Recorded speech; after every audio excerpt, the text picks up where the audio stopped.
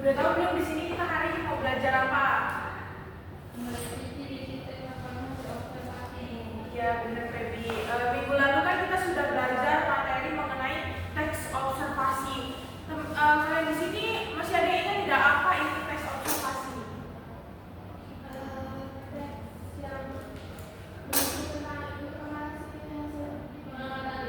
Ya benar.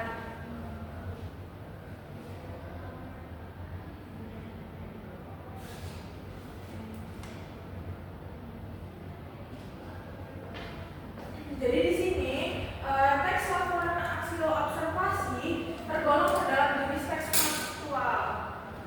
Teks tersebut bertujuan memaparkan informasi atau fakta mengenai suatu objek tertentu.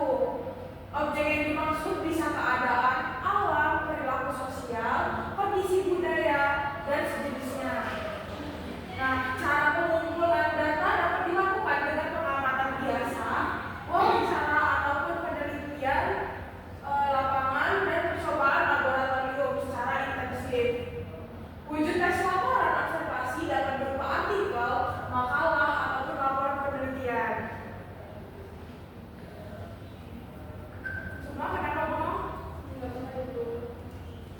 Selanjutnya ada struktur teks observasi. Di dalam struktur teks observasi ini terbagi menjadi 3. Yang pertama ada pernyataan umum atau klasifikasi. Pernyataan umum berisi pembuka atau pengantar hal yang akan disampaikan. Bagian ini berisi hal umum tentang objek yang akan dikaji dan menjelaskan secara garis besar pemahaman tentang hal tersebut. Bagian ini dapat berbentuk pemaparan definisi umum suatu objek yang diamati atau klasifikasi objek. Nah, di sini ada contoh kalimat 1 mengenai pernyataan umum atau klasifikasi. Siapa yang ingin membacakan? Saya dulu. Pada simpan silakan Najma.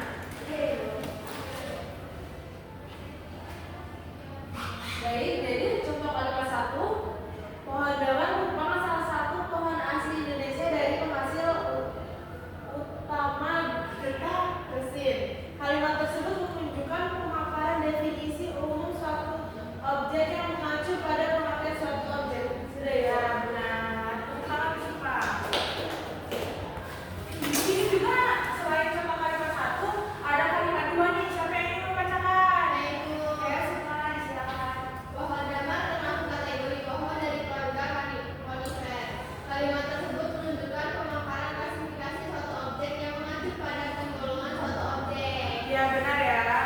Pada contoh kalimat 1 ini benar dia menunjukkan pernyataan umum dari struktur teks observasi karena di sini dia mau memaparkan definisi suatu objek yang mengacu pada pengertiannya ya. Seperti contohnya pohon damar merupakan salah satu pohon asli Indonesia dan penghasil utama getah resin.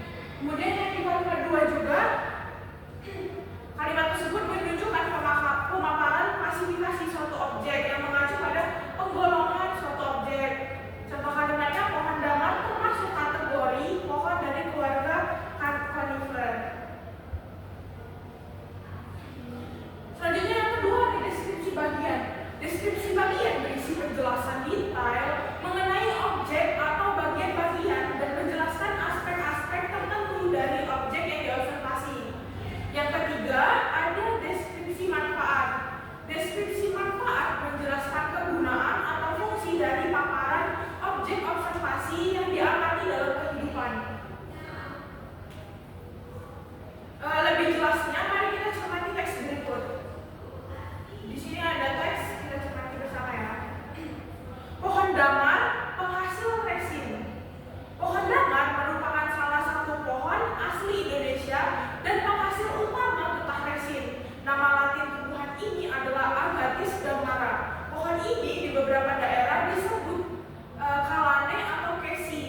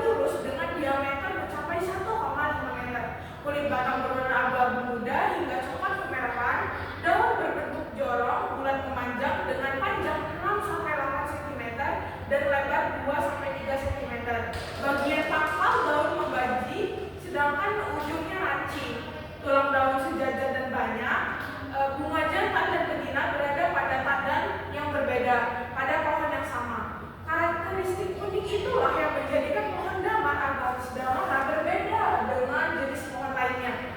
Nah, pada bagian ini menyatakan secara spesifik karakteristik atau ciri-ciri detail dari objek pengamatan pohon damar. Bagian ini merupakan dari deskripsi bagian. Sudah paham di bagian deskripsi bagian? Paham, Ibu.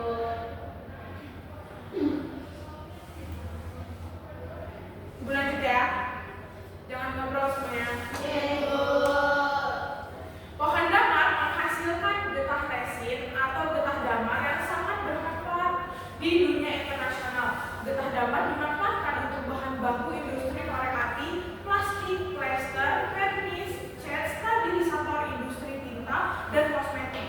Selain itu, getah damar sering digunakan sebagai bahan penutup celah pada papan perahu serta sebagai bahan membatik dan dibakar untuk penerangan. Oleh karena itu, manfaat yang beraneka ragam tersebut menjadikannya diminati di dunia industri mancanegara.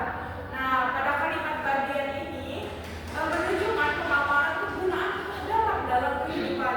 Nah, bagian ini merupakan bagian dari deskripsi manfaat. Selanjutnya, selain getahnya, pohon damar juga bisa dijadikan pohon penghijauan dan peneduh. Tekstur kayunya kurang kuat dan awet, namun kerap diperdagangkan sebagai bahan bangunan dengan nama kayu agatis.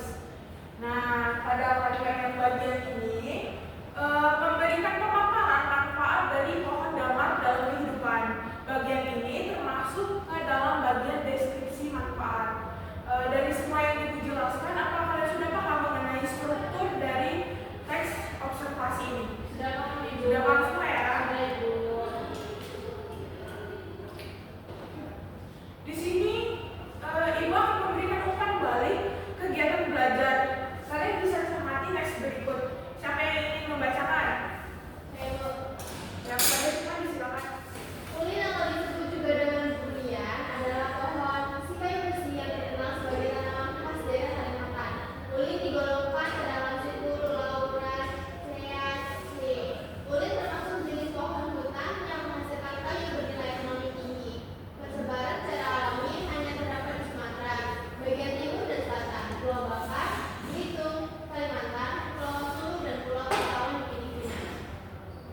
Ulin memiliki tinggi pohon umumnya 30 hingga 35 meter dengan diameter 60 hingga 120 cm. Batang lurus berbanir, tajuk berbentuk bulat dan rapat serta memiliki pencabangan yang datar. Ulin tumbuh pada ketinggian 5 sampai 400 meter di atas permukaan laut dengan medan datar sampai miring. Ulin tumbuh terpencar atau mengokok ke dalam hutan campuran, tetapi sangat jarang dijumpai tumbuh di habitat rawa-rawa. Kayu ulin juga tahan terhadap perubahan suhu, kelembapan, dan pengaruh air laut sehingga sifat kayunya sangat berat dan keras. Oke, baik. Baik, terima kasih Sukma sudah membacakan. Terima kasih juga buat teman-teman yang sudah mencermati teks yang Ibu berikan. Sudah